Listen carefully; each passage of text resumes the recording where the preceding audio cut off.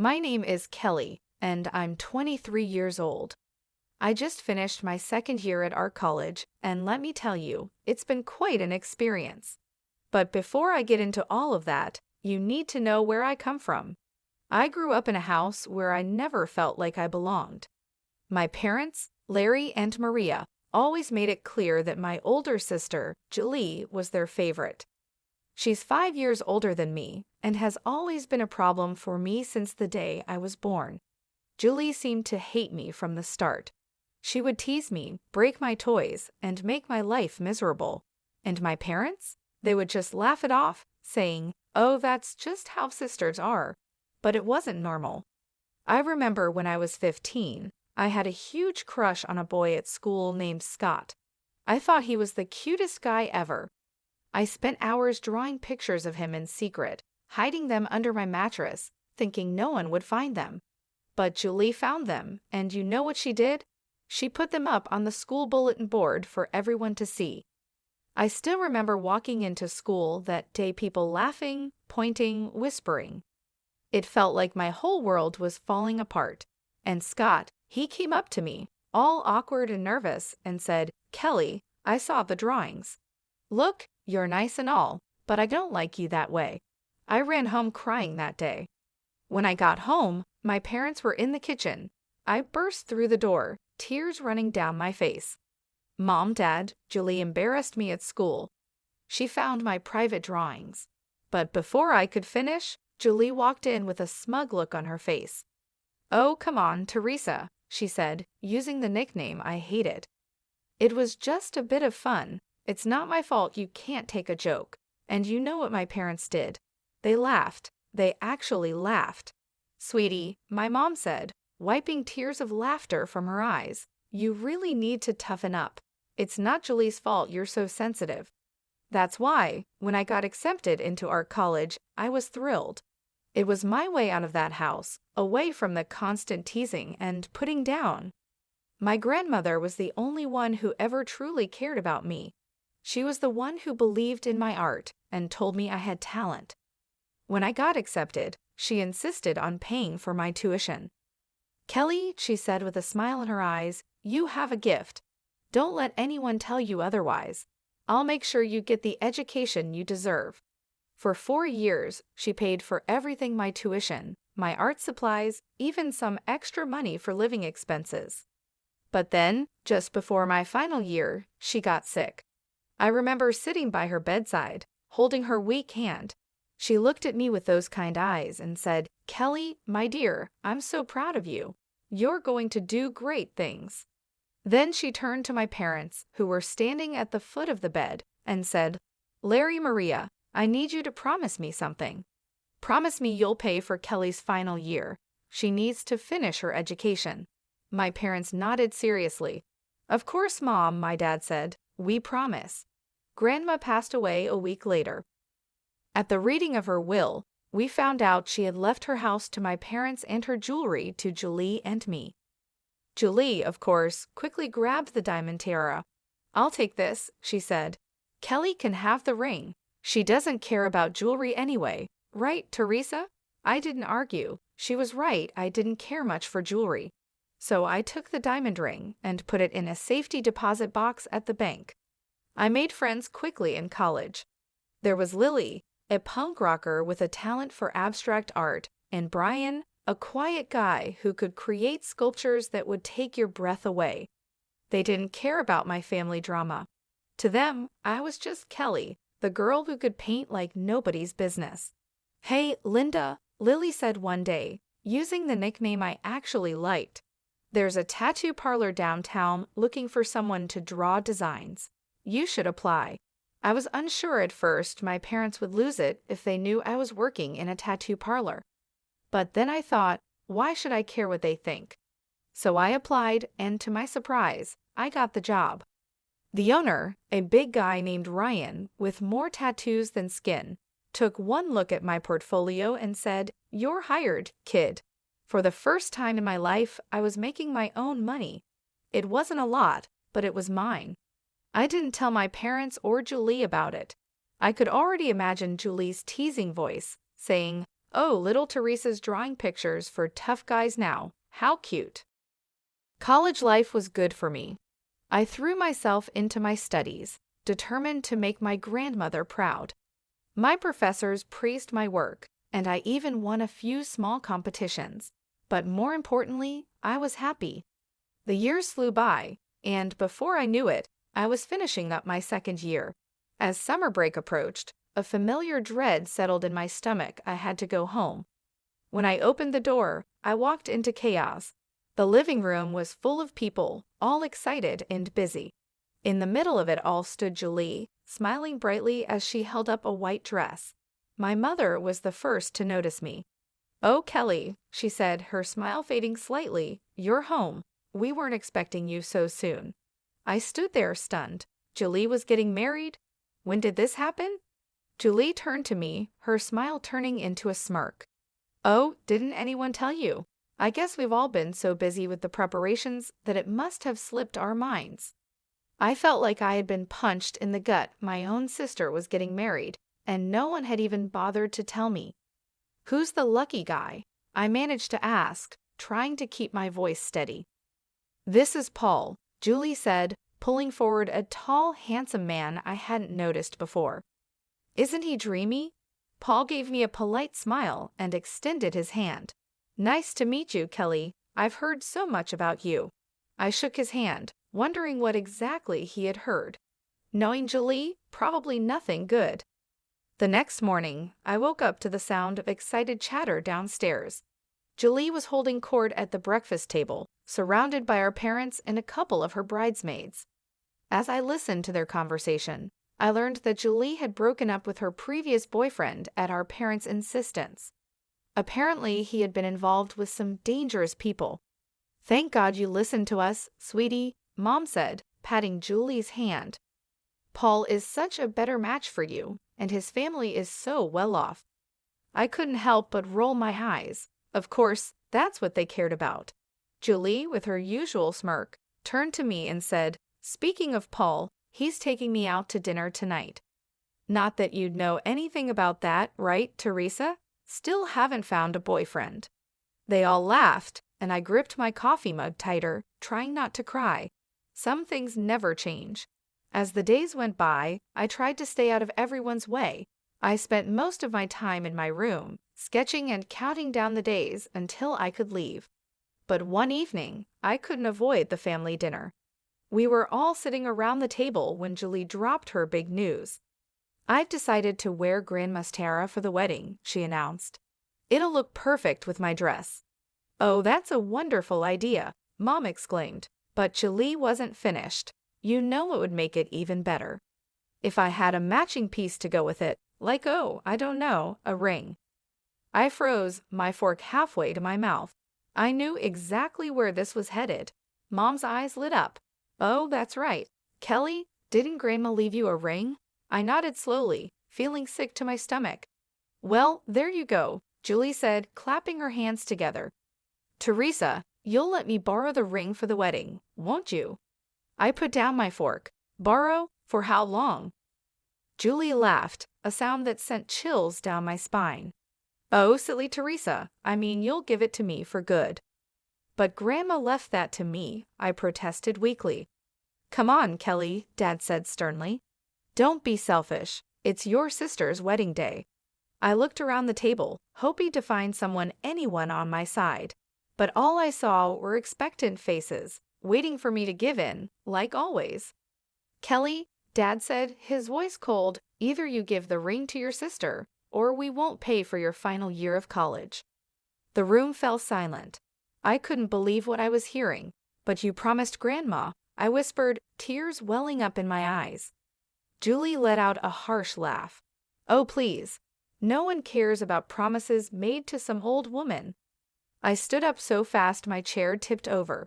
"How dare you talk about Grandma like that?" I shouted. "That's enough," Dad roared. "Kelly, you have a choice to make the ring or your education. Decide." I looked at their faces, Dad's anger, Mom's disappointment, Julie's smug satisfaction. In that moment, I knew I had lost again. With shaking hands, I took off the necklace where I kept the key to my safety deposit box. I handed the key to Julie. The morning after the ring incident, I found Julie in the kitchen. "When exactly is your wedding?" I asked, trying to keep my voice steady. Julie looked up from her coffee with a smug smile. "It's on the 30th. Why, planning to ruin it?" I ignored her jab. 3 weeks I had 2 weeks to get away from this toxic environment. "No," I replied calmly. "I'm going to visit a friend from college. I'll be back in time for the wedding." That afternoon, I packed my bags and left, heading to my friend Lily's place in the next city. For the first time in days, I felt like I could breathe. Lily and I spent the week exploring art galleries, visiting local cafes, and just enjoying each other's company. It was exactly what I needed. But my peace was shattered a week later. I was scrolling through my social media feed when I saw photos of Julie's wedding. My sister looked radiant in white, with the diamond tiara sparkling on her head and my ring on her finger. The caption read, "Just married. Off to the Maldives with my hunky husband." I felt like I had been punched in the gut. With shaking hands, I dialed my mom's number. "Why didn't you invite me to the wedding?" "Julie gave me the wrong date," I said, my voice trembling. There was a long pause, then Dad's voice came on the line. "Kelly, your sister didn't want you there. She said you'd ruin her perfect day. We thought it was best not to tell you." I felt sick. "How could you do this to me? I'm your daughter too." "Don't be dramatic," Mom chimed in.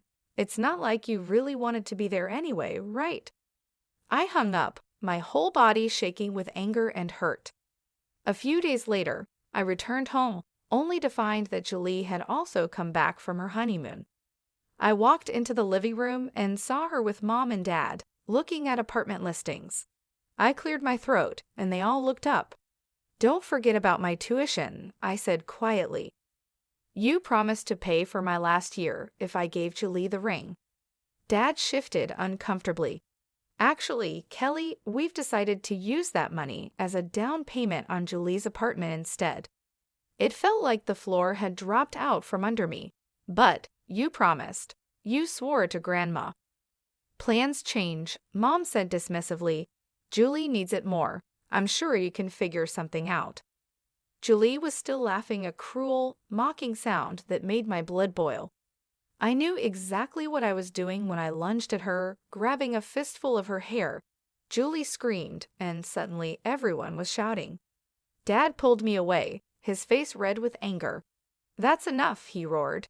"Kelly, get out of this house right now."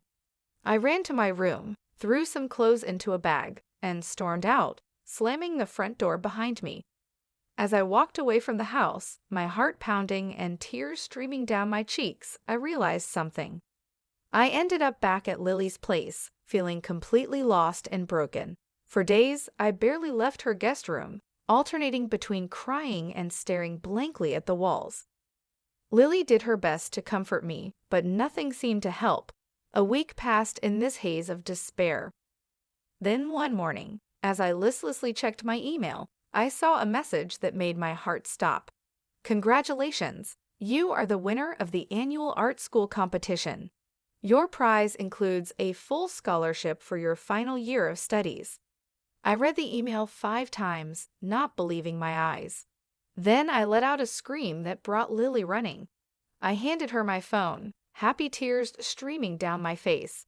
"I won. I won a scholarship. I can finish school." Lily's eyes widened as she read the email. Then she pulled me into a tight hug. "Oh my God, Linda, this is amazing." For the first time in weeks, I felt a glimmer of hope. I could finish my degree without my parents' help. I could make my own way. When the new semester started, I threw myself into my studies with renewed energy. Between my classes and my part-time job at the tattoo parlor, I barely had time to think about my family drama. Months passed, and I slowly started to heal. One day, I was hanging out with my classmate Scott, who worked part-time at a local pawn shop. We were chatting about our day when he mentioned something that caught my attention. "You won't believe what happened during my shift today," he said. This girl came in with the most beautiful diamond necklace and ring I've ever seen. Must have been worth a fortune. My heart skipped a beat. What did she look like? I asked, trying to keep my voice calm. Scott described a woman who sounded exactly like Julie. Can you draw the jewelry for me? I asked, my hands shaking slightly. Scott looked confused but agreed. As I watched him sketch, my suspicions were confirmed. The necklace was the one Julie had always bragged about, and the ring, it was my grandmother's ring. I asked, my mouth dry. Is there any way you could get me the security footage from the pawn shop? Scott must have seen the desperation in my eyes because he finally nodded. Okay, I'll see what I can do. A few days later, Scott handed me a USB drive. Here, he said, but you didn't get this from me, okay? I nodded gratefully and rushed back to my dorm room. With trembling hands, I plugged in the drive and opened the video file. There was Julie, clear as day, handing over the jewelry. But what shocked me even more was what happened next. As she turned to leave, a man entered the frame. Julie threw her arms around him, kissing him passionately. It wasn't Paul. I leaned closer to the screen, my heart pounding. As the man turned slightly, I gasped I recognized him. It was Julie's ex-boyfriend, the one her parents had forced her to break up with because of his criminal connections. I sat back, my mind spinning. Julie had sold her precious jewelry, including my grandmother's ring, and was apparently cheating on her husband with her criminal ex-boyfriend. Part of me wanted to immediately send this video to my parents, to Paul, to everyone who had ever believed Julie's lies. But another part of me hesitated. This was too big to act on impulsively. Months passed, and I thought I had put my family drama behind me. Then, out of the blue, my phone rang. It was my Aunt Laura, my mom's sister. Kelly, darling, I have wonderful news. She chirped, her voice full of excitement. Your sister is pregnant. Can you believe it? They're having a big announcement party next week. Isn't it exciting? My heart sank. Of course, another family event I hadn't been invited to. That's great, Aunt Laura. Thanks for letting me know. After hanging up, I sat on my bed conflicted. Part of me wanted to ignore it, to continue cutting ties with my toxic family. But another part of me, the part that still held onto the video from the pawn shop, knew this might be my chance. 2 weeks later, I found myself standing outside my parents' house. Cars lined the street, and I could hear laughter and chatter from inside. Taking a deep breath, I walked up to the front door and rang the bell. Mom opened the door, her smile fading as soon as she saw me. Kelly, what are you doing here? Without answering, I pushed past her and stepped inside. I walked into the living room, and the chatter quickly died down as everyone noticed me. Julie, standing in the center of the room with Paul, looked like she'd seen a ghost. What is she doing here? Julie hissed. Dad's voice boomed through the room. Kelly, get out of this house immediately. You're not welcome here. Confused murmurs rippled through the guests. I saw Paul's parents exchange worried glances. Mom, always concerned about appearances, forced a fake smile. I'm so sorry, everyone. We've had to distance ourselves from Kelly. She's become quite greedy and unworthy of our family name. The room erupted into arguments. Some relatives defended me, while others sided with my parents. I raised my voice. I have something to say. Gradually, the room quieted down, and all eyes were on me. I turned to Julie. Congratulations on your pregnancy, sis. But I have to ask, why aren't you wearing Grandma's tiara and ring? Julie's face went pale. Her mother-in-law spoke up. Now that you mention it, I haven't seen that beautiful ring in a while. Julie dear, where is it? Julie stuttered. I sent them for restoration. They needed cleaning. I nodded slowly, pulling out my phone. That's interesting because I have a video here that tells a different story. The color drained from Julie's face as I connected my phone to the TV. The security footage from the pawn shop began to play.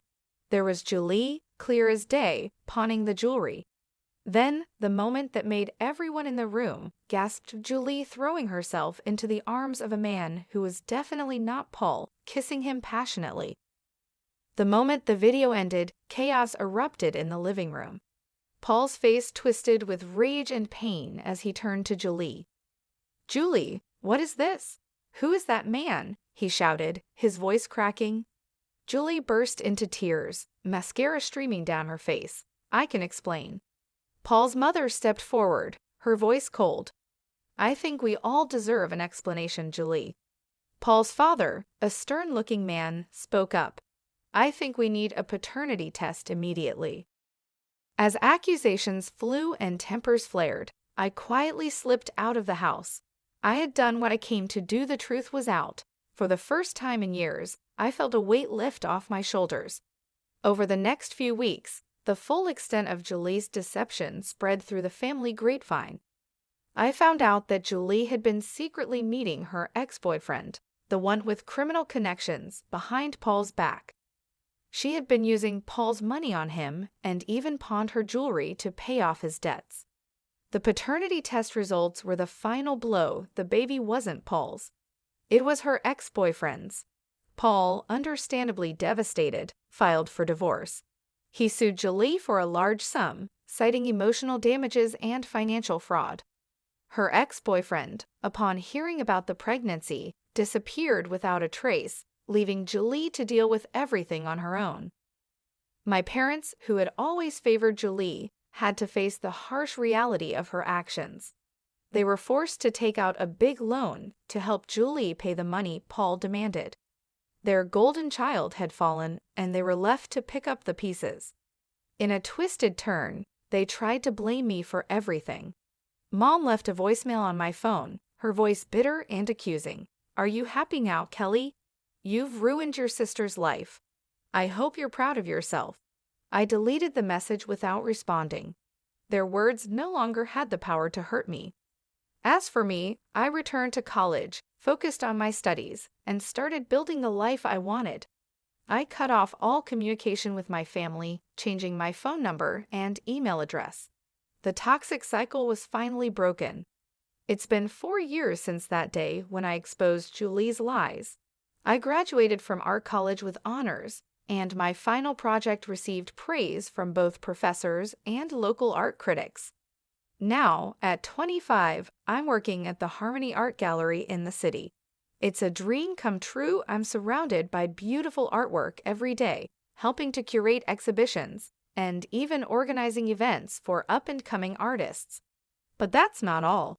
I've been painting in my free time, and to my surprise and delight, my work has caught the eye of several collectors. I haven't forgotten my roots, though. I still create tattoo sketches in my spare time.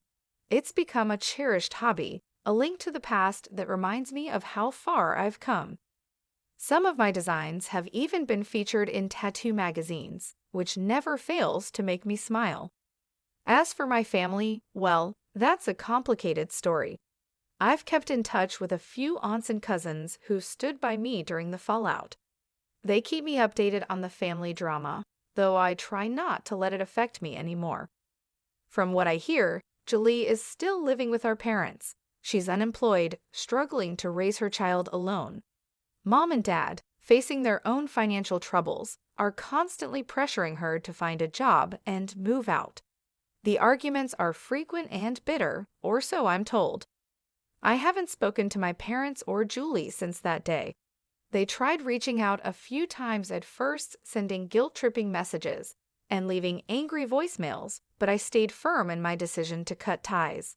Eventually, they stopped trying. On a brighter note, I've been dating a wonderful guy named Frank for the past year. He's a graphic designer I met at a gallery event. He's kind, supportive, and, best of all, he understands my passion for art. We're even talking about moving in together soon, which feels like another step toward building the life I want.